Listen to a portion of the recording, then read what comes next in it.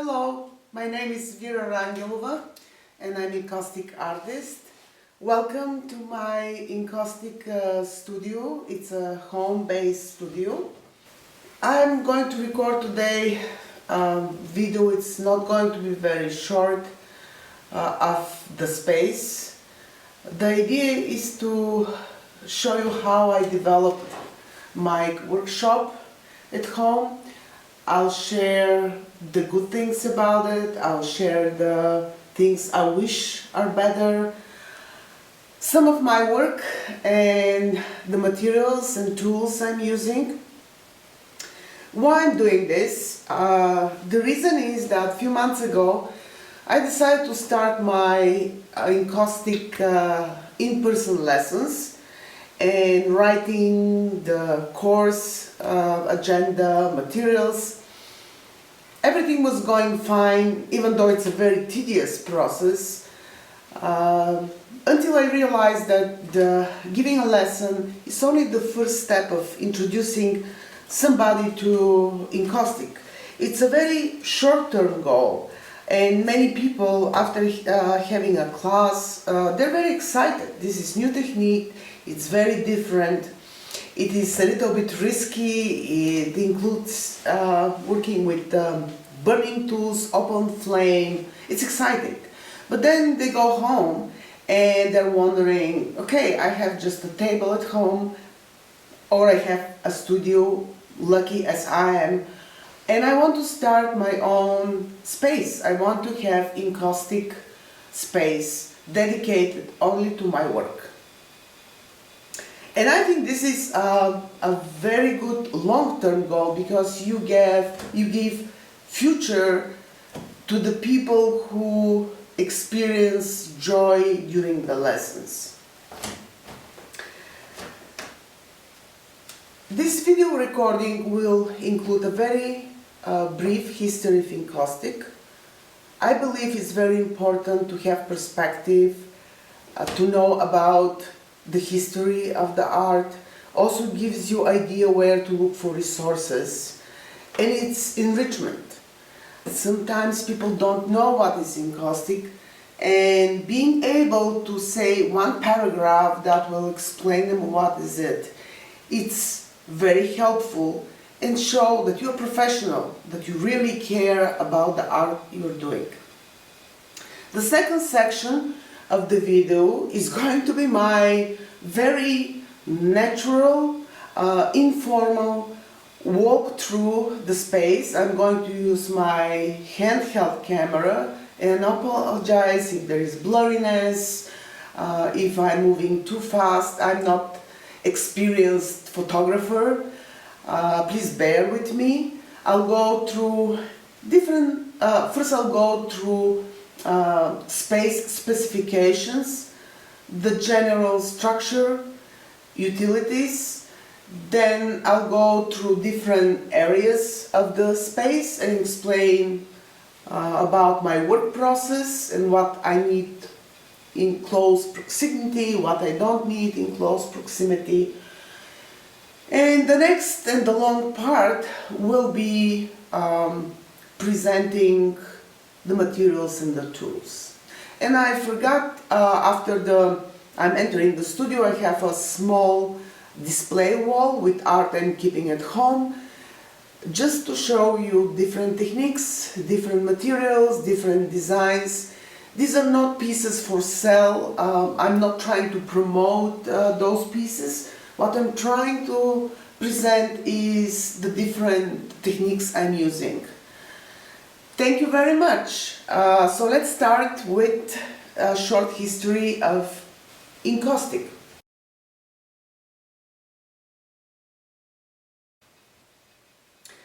The word encaustic comes from the Greek word encausticus, which means burning in or fusing. The Greeks started using encaustic in 5th century BC to weatherproof their ships. Encaustic medium, which I explain what is in a minute, it has very good preservation properties for weatherproofing. Encaustic medium is combination of beeswax and resin, a tree-sap. The traditional resin used in encaustic medium is the damar resin. Today there are many others hardening additives like microcrystalline wax, the other natural waxes, but I'm using the damar resin for the classic recipe. Later the Greeks started adding pigments to the encaustic medium, and the reason is they wanted to decorate their war and merchant vessels and make them more beautiful and make them different. Encaustic painting flourished in the Greco-Roman Egypt. There, the realistic portraits that are still with us today called fine portraits. Those portraits are mummy portraits, and they were painted on wood panels, later attached to the mummy cases. Those portraits still exist, and they're in museums today. And they're named after the oasis town in Egypt. With the end of the Roman Empire, the encaustic art waned. However, during the Byzantine period, it was used for creation of icons. The invention of tempera and other painting materials made the encaustic almost disappear. But in 18th century, artists became very curious about this ancient, almost forgotten technique. And also there was big advancement in heating and burning electrical tools, which made encaustic easier for the artist. Especially in 19th century, what facilitated the flourishing of encaustic is the invention of the Bunsen burner. Bunsen burner is gas burner that is producing a single open flame. And since then, through the experimentation of 1930s and the pioneers of 1940s, until today, encaustic is enjoying increased popularity.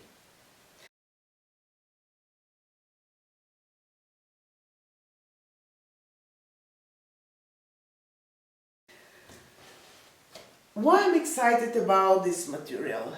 I'm excited because it's at the same time very malleable.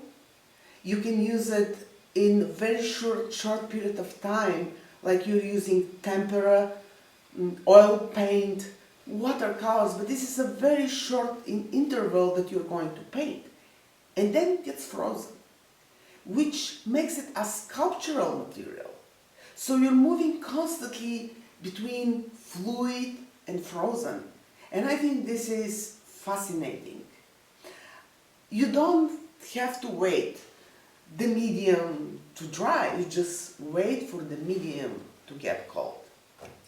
I hear from artists that they say that they like encaustic because they're impatient, and encaustic allows you to work fast. I disagree to some extent with that because encaustic can tempt you to work too fast and actually don't appreciate the timing of fluency and cooling. And there are moments that you need to really wait for your encaustic to cool down completely in order to continue working. So it requires patience. It requires patience when you're using media like watercolors, like 3D plaster backgrounds. You're using inks. So you need to consider the time that you have to be patient. Let's start with a tour. I'll just go outside. As I said, I'm going to hold my camera and I'm going to use only one hand to present some of the materials that are around. And then I'll talk about my paintings on the wall. Let's go. Let's start with the area just before I enter the studio. I have two printers, they're for home use, they're nothing special or expensive. I have inkjet printer, Epson brand, and Brother black and white laser for printing photo references or printing your sheets for ink transfer. This is the entrance. I have my Cricut machine. I really like it for preparing stencils. One thing I recommend is having a large doormat in front of the entrance. There is a lot of dirt coming in, inside the house from the studio. I always have a pair of shoes for me or guests who are coming. As you notice, there is a large yellow electrical cable that's going from here to the studio, and I'll explain why, and I'll explain the limitation of my electricity here in the workshop.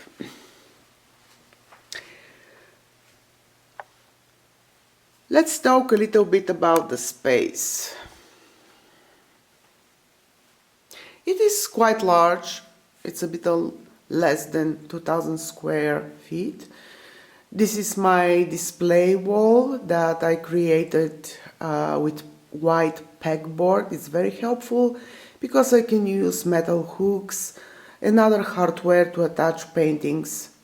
Either it's my own art or when we have a critique and people want to see their art on the wall. The space is made from concrete. I have concrete floors, and this is amazing. You need to have flooring that it's very easy to clean. I don't recommend carpets or anything that will melt if you spill a pot of wax, which I did already, and actually you can see here the spot where I spilled a huge pan with melted wax. If it was carpet, you can imagine the disaster. So now I don't care because I'm using scraping tools to remove the wax. Concrete is a big plus. Minus of the concrete space is there is a limited room where electricity was installed. I have one outlet here, and I have one outlet over there. So my test for good electricity is if you can plug in your electrical griddle and you can use your heat gun in the same outlet, you're good to go. In my case, it triggers the breakers every time I use a griddle and a heat gun together. Another feature of the space is the lighting, which it's probably one of the few things I invested in, and I hired professionals. When I moved in this space, I had only 4 light bulbs, and you can see the original light bulbs, the round ones. Then I installed these linear lights, and they're amazing because they give me very good even light in the space. My eyes need it, and also it's very nice when you try to take a photograph of your finished art and you don't have to move them up and down and going outside and wait for the sun to shine, especially in November, as it's right now. What else? Storage. Definitely you need storage. I have too much storage, which creates the problem of being not very well organized and chaotic. You see, nothing is in perfect order, but it works for me. It works for my brain and the way I see things and find them. Ventilation, it's a must. It doesn't matter if you have one table and few feet of space, square feet. You need to have a way to clean the air, move the air in your workshop. This is kitchen. ventilator. Again, I hired a professional to dig the hole in the concrete. And now it's very powerful, very nice. Also has a light. And all the fumes and the gases are going out. I have a small window, and this is a problem. You're lucky if you have big windows. Natural flow of air is always the best. But in my case, I have this very, very tiny surface window that is not doing any good. In the summer, I am keeping it open no matter if the ventilation is running. So we covered the walls, the space, ventilation, storage. Now I want to move to tables. I have 2 metal tables. Each of them is 72 inches by 30 inches. They're quite big, and I really recommend to have one big table no less than 24 inches wide. The reason for that is you need to have a table. If you don't have a ventilation and space to put your griddles, you need to have space for your to work on, and also to place your heating devices or other materials. So now, if I have lessons, I have to just separate these 2 tables, and I have room for 4 people to work without any problem, without being too close to each other, since they are going to use propane torch or heating tools. Tables. Garbage cans. I kept them, as you see, full to the brim, and I want to show you how much garbage you can imagine you can accumulate working with Encaustic. You have packaging materials, you have dirty paper towels, plastic. At first I was thinking to buy small ones like this one, and believe me, one time I was smart about something, is buying the big garbage cans. And I marked them, one for garbage with red and one with blue for recycling, hoping I'm saving the planet. Unfortunately, I'm not. I'm adding more trash to the planet. And I have one small garbage bin. The reason for that is sometimes I need to pick up things from the table, and it's a small space here. So it's helpful to be able to pick it up and dump it in the big garbage cans. Clean area. I have 2 tables. One is a table for framing, cutting. This is very cheap. Plastic table from Costco. I don't like them. They're not very stable. And what I'm doing, I'm covering the plastic foldable surface of the table with, this is 2 feet by 4 feet plywood, which gives me more even surface. I don't see the fold here.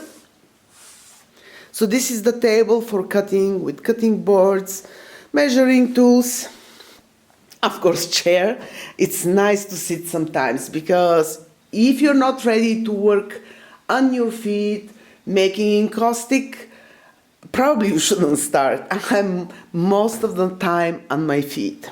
If you buy easel, I would say spend more for a stable, big wooden easel instead of small one, since I need the easel when I have a big piece. I don't need the easel when I have 12 by 12 panel, but when it goes over 24 inches, over 48 inches, I need to place it on something and look at it, get the perspective, see what's working, what is not working. Of course, nice comfortable chair. And why I'm having the yellow cable It is because here I don't have any electricity. So I'm using the extension cable to bring electricity to my easel in case I need to fuse. Metal cabinet. Yes, I think it's very nice to have a metal cabinet for keeping combustible materials, your propane tanks, sometimes lock things. If you have more precious materials and things that you don't want to be accessible. I entered the space. This is on the right side of the door. This is storage, 72 inches high, and I love it. I built it myself. I'm very proud. It's hard to buy such a big storage space. I needed something that I can use for big paintings. And most of the shelves you can buy from stores or online. First, they're not very stable, heavy, and second, the spacing between the shelves, it's not enough, at least in my case. I'm using it to keep big boxes, probably I'm going never to use, finished paintings. Here you can see the panels I'm doing myself. These are plywood panels. And I'm framing them myself. So I'm experimenting with different ways to create my own substrates. We talked about the metal storage. I love music, so music is a must to me while I'm working. Cleaning your space. I have two simple tools. One is a broom, and the other one is indispensable in this space with concrete floor, again with concrete floor. And I can show you hopefully good enough. What is this? This is a scraper. You can buy it from, every hardware store. I'll try to zoom without dropping it. This is something I'm very good at. Okay, so this is the scraper. And it's very easy to remove the wax from the floor. Putting it back. Sink. Not every space has a sink. I was lucky to have one here in the basement because I'm constantly working with materials like watercolors, oils, shellac, alcohol inks, plaster, good protection of your sink. It's a must. You need something to stop the big particles clogging your sink. Paper towels. Desks. This is a desk I built recently.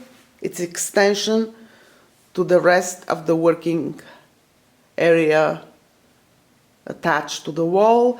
I really love the metal. I put this aluminum sheet. It's 4 feet by, I believe, by 2 feet. And I just nail it down to the wood surface. It's very easy to clean.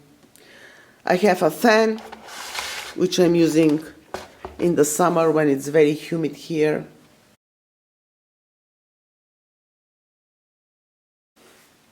Another table. Before I was storing my encaustic paint here in this vertical shoe storage. Now it's empty. Probably I'll use it for something else. The reason I'm using the table now, I see my paint. And this is a big tray from Hobby Lobby. So when I work, I want my paint to be visible. I'm working over there and I see the paint, I say, oh, I need this pink or I need this yellow. Then I can very quickly go over the amount of paint I have and what I'm missing. And here I can definitely say that I'll need more blues. I'm very short on blues, I'm very short on blacks, but this is how I organize them.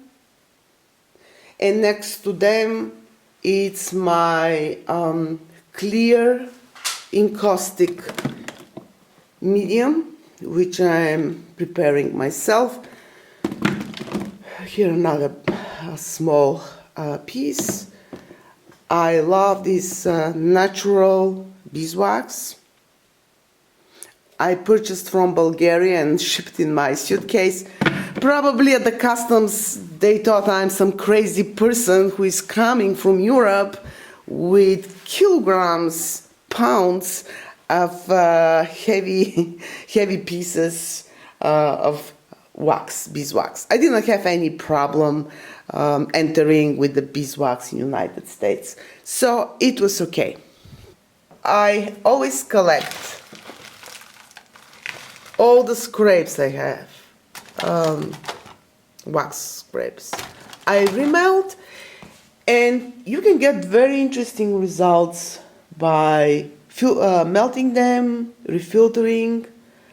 Maybe you see these colors, this grayish, I don't know, it's purplish. You can't define them, but they're so nice because they're a mixture of different colors, and when you work with them with the primary colors, they always go very well together, since inside of these probably there is one of all of these colors.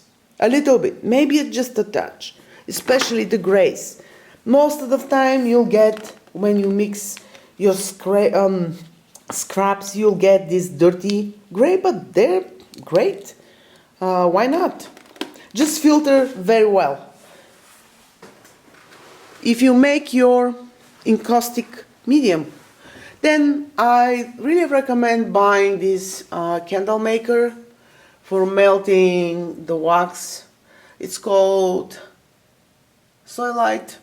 This is a small one, it doesn't get more than 6 pounds. If you can buy a bigger one, yes, maybe it's better. I love this, I always keep it clean because it's only for clear, clean encaustic medium. I'll have a class about preparing your own medium and colors. Griddles for heating your material. I like to have one big pan only dedicated for clear medium. You see the brush is completely stuck. These are the brushes I use. I love having a tool. I can take a little bit of the clear medium and add to paints, so it's very helpful to have one like a metal spoon. Always use metal or wood or materials that don't melt over 200 Fahrenheit. I never use plastic tools. This is the dedicated pan for white encaustic medium. These are some pieces I'm going to use.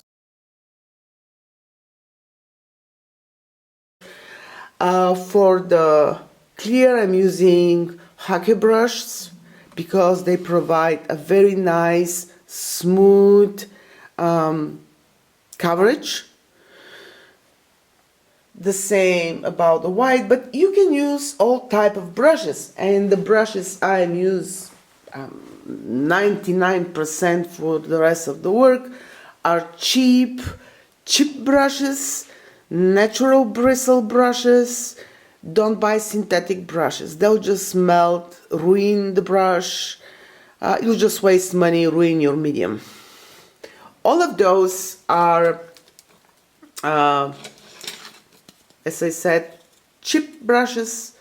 They're around $1. You can buy them online, probably cheaper.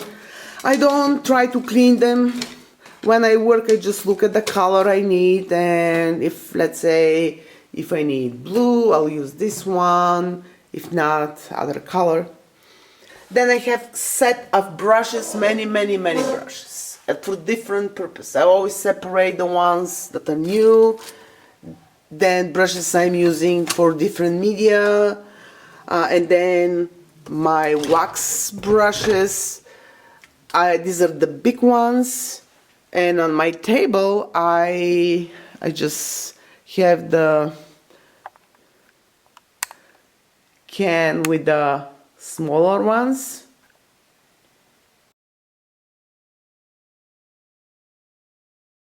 Incising chiseling tools. They're must. You don't need to have many, but I'll definitely recommend having this type of pottery tools. These are my favorite. They're very sturdy. They're different, like this one, little bit smoother, not very sharp. I love the wire with the metal handle tools. I probably need to find a cleaner one to demonstrate what I'm talking about. These are pointed. I'm using many spoons for burnishing. I'm using other burnishing tools, spatulas, of course, scissors. Let me see if I'm missing anything. Different scoring tools, like this one. You can make interesting marks with it. Here's some wood tools that you can use, but they're not very sharp. My favorite is this one. There is one brand that I made mistake to purchase. Please don't buy this for your wax work. Sorry for the bad promotion, anti-promotion of this. You can see I'm trying to point the name. Okay, this is just garbage. I'm moving now to the burning tools. There are many here. I'll say just select whatever works for you. I believe you should have one propane torch. Bernzomatic is my favorite brand. You have to have a heat gun. I personally don't use it very often, but I think it's good to have it. Irons. I have two. I have one small quilting iron.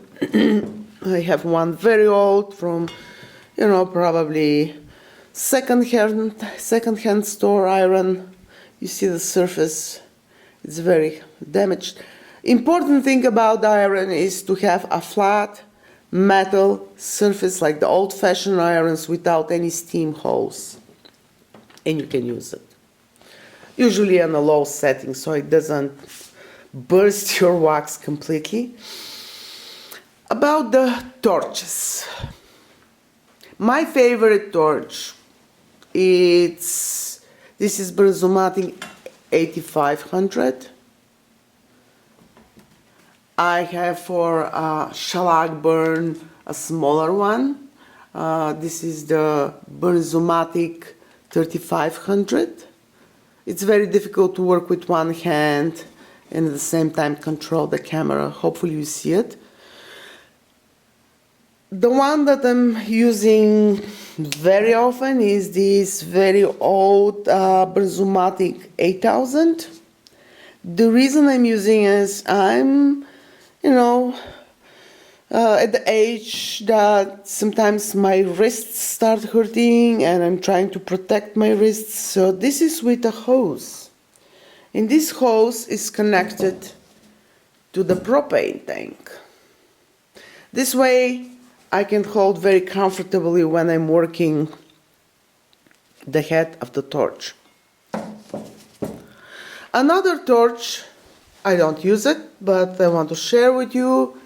It is the Iwatani torch. I don't use it. The reason is I don't feel safe with it. And what does it mean? It means that when I'm using it like that, 90-degree angle, it's fine. It has a very mellow, very beautiful, even white flame. But when you go and you tilt it down, let's say 45 degrees or less, it starts spitting flame, which ruins my work and makes me feel unsafe. That's the reason I'm not using it. Another torch is the creme brulee torch. I rarely use this torch, only when I need a very concentrated small flame. For instance, burning shellac, and I want a very clear opening in the cell of the shellac I'm doing, then I'm using this creme brulee. I didn't use it once in the last year. Heat guns, always useful to have. They use a lot of electricity, so be aware when you use them not to trip your electrical breakers. I recommend, you can buy it from the hardware store. I recommend having at least two levels, power levels, 1 and 2, which allows you to control the amount of heat and air coming from the heat gun. And now one tool that it's very optional. I don't use it very often, but I use it for big work. I place the work down on the floor, and this is Backyard Burner, if I believe, by Beeswax again. It's a handheld, it's a big propane torch. You can see the opening. So this opening is probably 3 times bigger than the 8500 Beeswax. It is not a very strong flame, but it allows you to work on big pieces.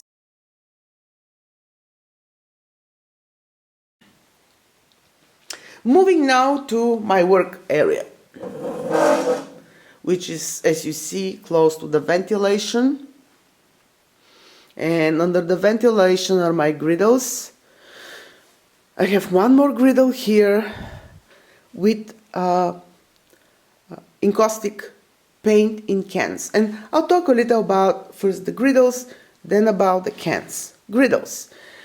This griddle, it's, I'm sorry if I'm not pronouncing correctly the brand. It's a Japanese teppanyaki grill. I was very excited about this grill when I bought it. What came out is the size is very good. It's long, you can put many cans, but the temperature regulation.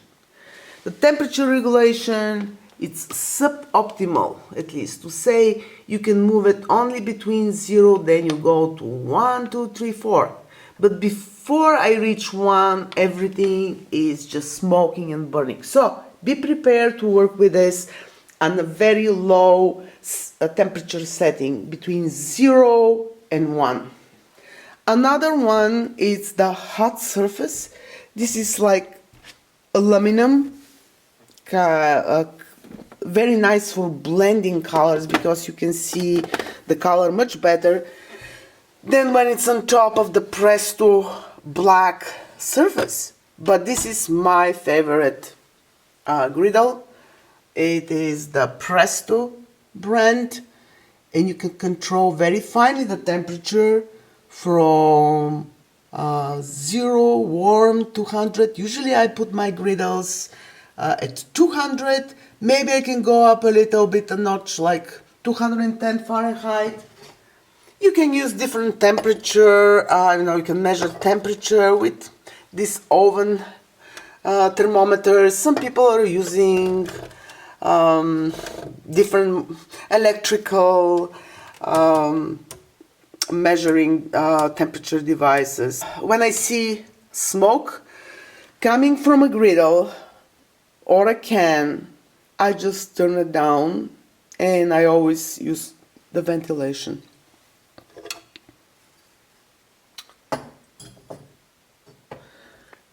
I have different sizes of cans. When I started working with Encaustic, I was tempted to use the cat and the food cans because they're free. You know, you think it's metal, it will heat well. The problem is, if you compare the bottom of this can and compare the bottom of this candle making can, this is flat and this is not.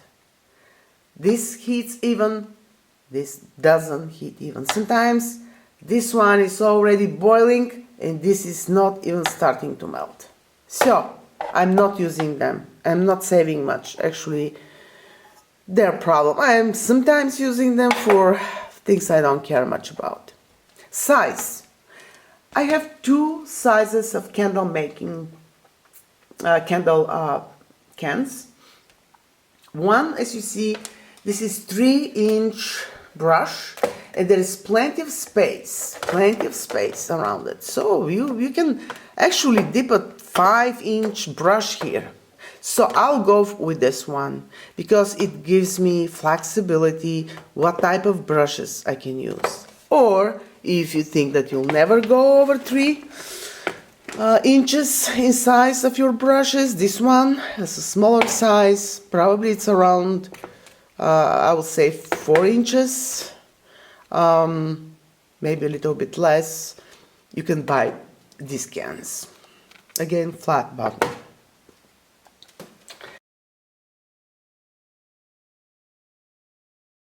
Of course, here this is probably something very, very important for everybody who wants to do their medium. Is precious beeswax. It's just a joy. You just want to jump in it and cover yourself with it. It's just amazing. Of course, you need, in order to make your encaustic, another ingredient. And this one is the resin, which I keep in another spot. They're far away from me because I don't use them every day.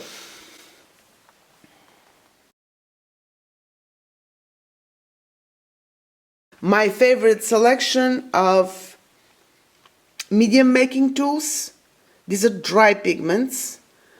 I bought some from Earth Pigments, they're very nice. Recently I'm using mostly Gambling, cadmium red for instance. This is artist grade pigment, they're very good. Sometimes people sell something in plastic bag that they call a pigment.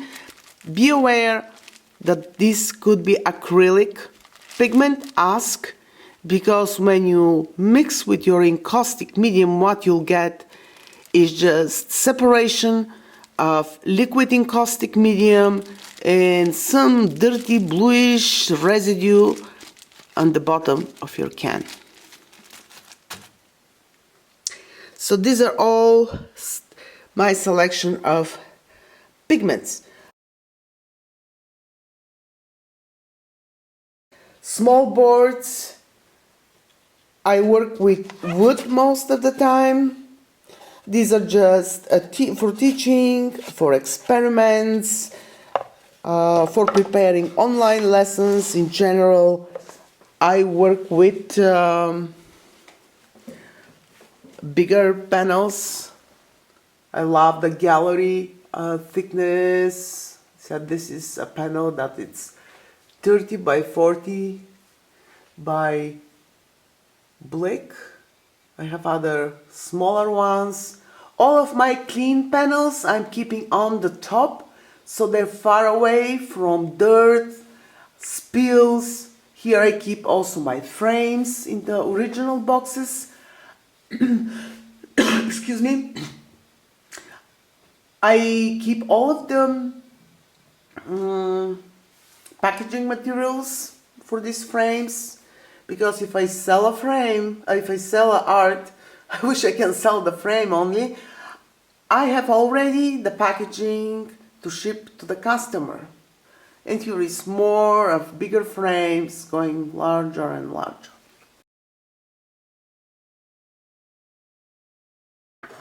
Tapes. These are must, at least for me. I'm using tapes to mask the edges of my boards. I use the big ones, I use thinner ones. This is a regular painter's blue tape. I love also those white painter's tape. The reason is they can be used for stencils because you can see the encaustic painting below. If you want to cut a shape or get an idea where your tape is, they're useful. The quality though of the tape is not as good as the blue painter's tape. Respirator, when I make paints, when I am working with solvents, burning shellac, working with mineral spirits, acetone, alcohol. I use it. If I drink alcohol, definitely I don't recommend it. But inhaling it through the nose, strongly recommend having it here, just in case.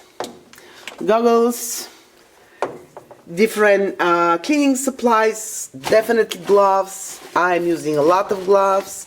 When I started, I was very skeptical and very arrogant. I'm going to use gloves. I'm above this. Until I realized that my nails start cracking, my fingers looked horrible. Paper towels, cleaning materials, definitely buy boxes of those. You'll go through them very quickly.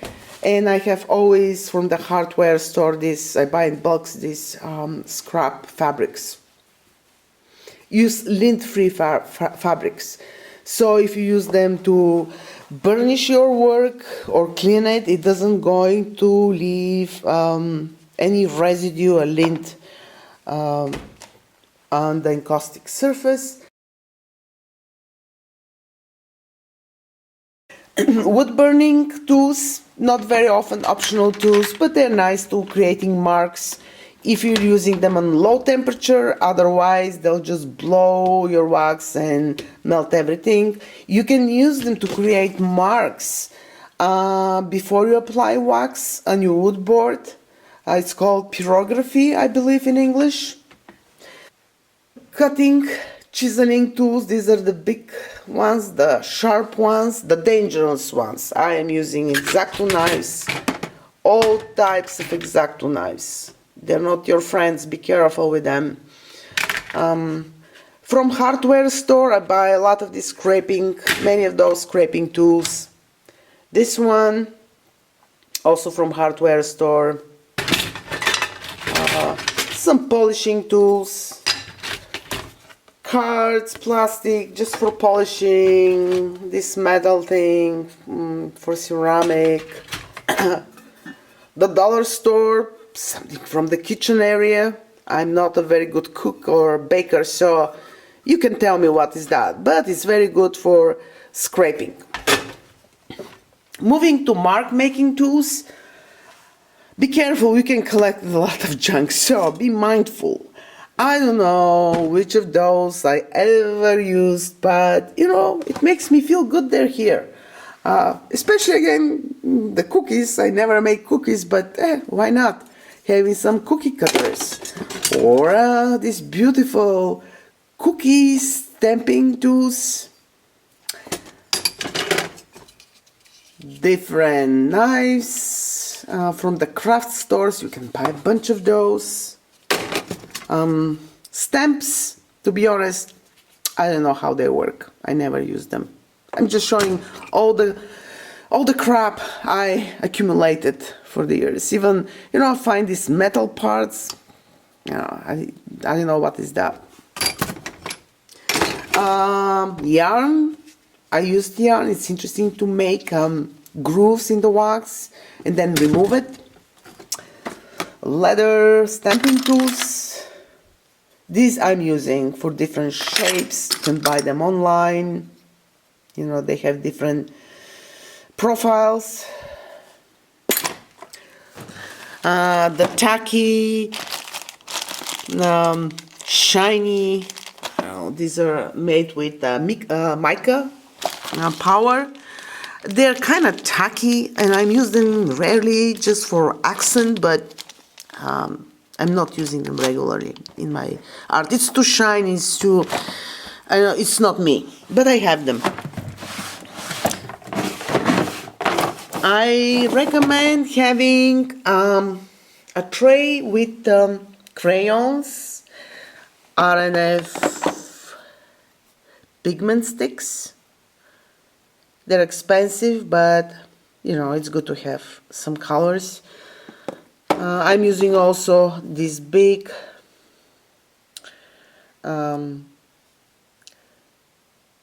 pastels, oil pastels. They're very good. Actually, they do the same job as RNF, and probably they're a little bit cheaper. I have all sorts of pastels and crayons, but these are the ones that I'm using the most for filling in grooves in encaustic, embellishing, finishing touches.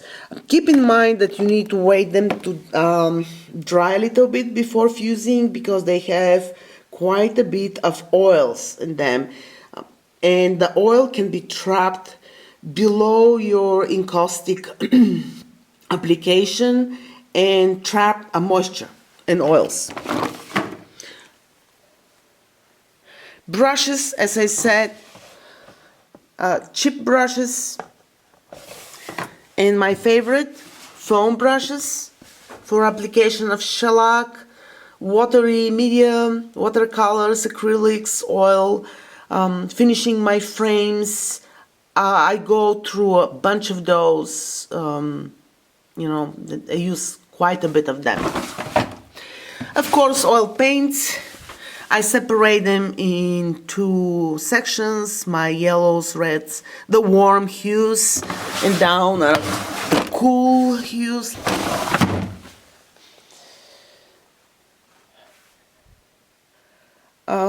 Solvents. Always good to have alcohol not less than 91% in your studio. For cleaning, for making shellac, don't use to make shellac with those type of alcohols, or use isopropyl alcohol, because you know it's clean. This one sometimes contains solvents that are dangerous when they're burned and create fumes. I never use those alcohols with unclear nature from the hardware store for burning them. And even if you burn other alcohols, I suggest using your respirator or going outside. Acetone for transfers and cleaning. Actually, it has better cleaning properties than isopropyl, than the alcohol. Here is my shellac section. I'm having clear shellac for preparing white shellac color, and I have the amber using for the reds, the yellows, the colors that go well with amber hue. Many glass jars with already made shellac solutions. I have also a shellac in case I need to make at home. It's not very difficult. You can find tutorials online, or maybe I can make video later. You can buy the flakes of shellac, different colors, and then use alcohol, but not less than 91% concentration to create your shellac. Oils and oil mediums, starting from coconut oil to the baby oil. Oh, here it's getting interesting. Then I'm going to hardware store finishing waxes. I have the RNF oil medium. I have cold wax. What is the purpose of this material? The oils I use for spreading my crayons, pastels, RNF sticks. This is the medium that is designated for this, but you can use also other oils to spread, place the pigment inside grooves of encaustic or remove from your surface. Those here finishing waxes are just embellishing, final touches. Please don't heat them because they are made with solvents and they're dangerous. These fumes are dangerous for your health. So moving from the essentials for painting here, I'm going to go to some optional materials, go quickly through them because my camera will die soon. I use inks. This is a Sumi ink. Different, for instance, this is graphite. It's called gunmetal. Not very often I'm using this one. My favorite, India inks, because they are archival. I just want to emphasize, India ink is archival. Alcohol inks are beautiful. They create very interesting effects with encaustic. They're not archival. They fade with time. Bunch of pastels, watercolors, other finishing, pigments, pan pastel. I use them sometimes to enhance a color as a final touch of my painting. Also some acrylics and other paints, not very often used in the studio. Plasters, joint compound, patchy compounds. These are for creating a 3D background before I start with encaustic. I create 3D surface, very interesting marks and grooves in the background. Patina solutions, it can be applied and fused with encaustic. Bunch of papers, rolls, of course, as every kitchen.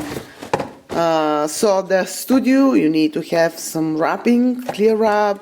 You need parchment and wax paper. Parchment is very great for burnishing over encaustic, and the wax paper, they don't stick.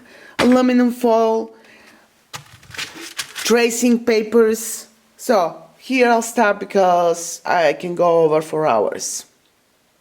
So from my painting area, I'm moving to the areas that are cleaner, and the areas I'm not visiting very often, except this one. This is the stencil area. I have so many stencils. They're a mess and they're dirty, but I use them a lot. And I make my own stencils. I buy stencils. The goal is to buy a stencils. For instance, these are the ones that I created. Abstract flower.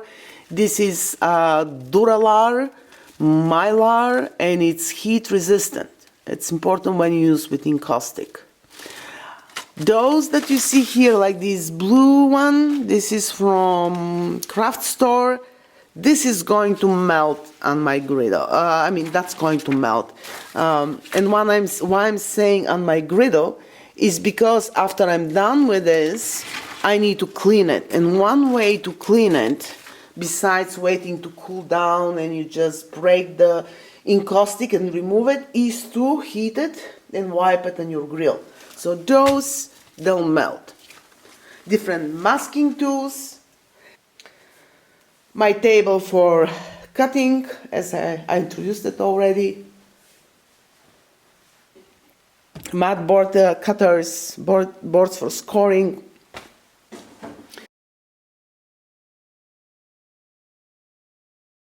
Okay, as I said at the beginning, I wanted to talk a little about my pieces. This is the wall I created with artwork, and below a shelf I made from scratch just to keep the basic books I have in the studio.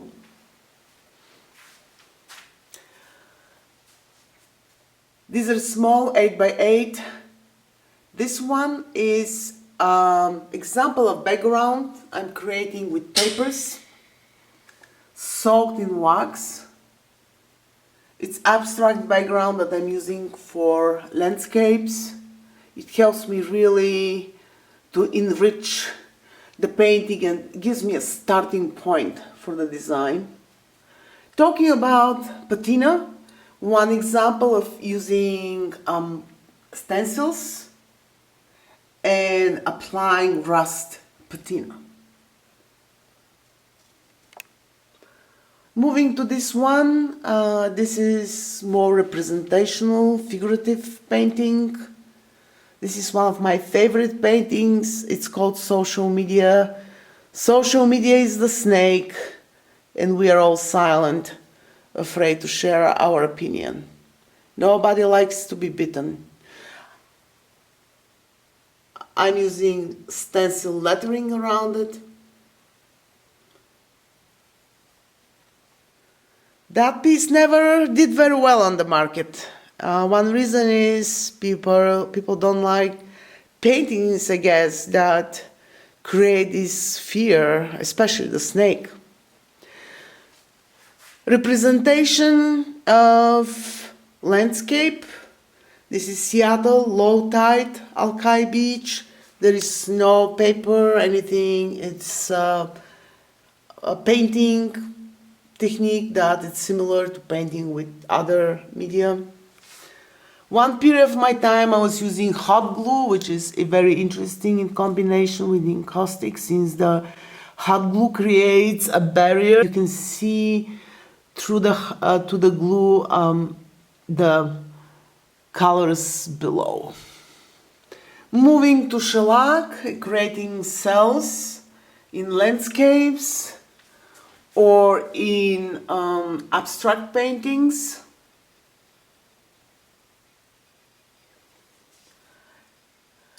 Using inks for crackling effect. It fuses very interesting with the wax, and also magazine transfers directly on wax. Moving down to this one that is using watercolor washes for the background. And on top you can see a creation. This is a process of creating 3D with dry brush with encaustic medium. Stamping tools and textures. More of these marks. Marks created with yarn and then filled in with wax. This is another abstract piece. Using tar for its rich black color, but it's very poisonous. This is petroleum product and heated, it's poisonous. So I stopped. I also have a lot of marking here. Using masking shapes, dry flowers, to block the color below. Chiseling. These are my Bulgarian inspired paintings. This is chiseling technique where I'm exposing the colors below. It has also this 3D quality. Wood burning technique for creating a rich brown weathered look of your background. It's interesting technique that you can apply directly on your birch panel before applying encaustic medium. It works well in abstract compositions, landscape. transfer, ink transfer. This is a laser ink transfer on white encaustic by rubbing and applying water. You can see the fine details of this drawing. They transfer very well. Inkjet transfer without any water. This is my special technique I developed myself of transfer of inkjet and encaustic. And the last few pieces, accretion. Again, the dry brush application of encaustic and laser print transfer.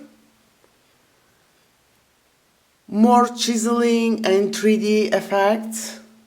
This is human retina, abstract painting, example of wintry landscape, a creation again with white,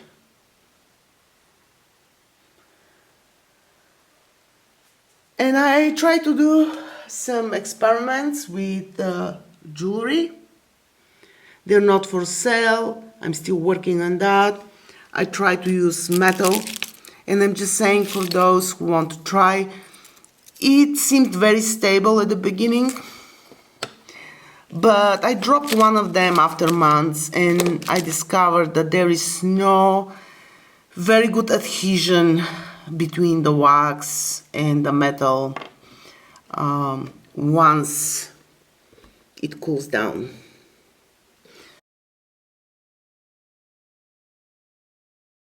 Thank you very much, and hopefully you enjoyed this video. I think this is a great starting place for everybody who watched this session to start conversation, have questions. This is not a perfect studio. This is a studio that grew organically by need. It's not a studio that was created with a lot of money. It's a good lesson for me now, looking at the studio as a stranger and you for the first time being introduced to my space. So please share your opinion if you think that I did something good, if you think something I have to improve for next recordings. I'll be happy to hear from you, and hopefully we can be together during another recording session. Bye bye. Have a great day. Thank you.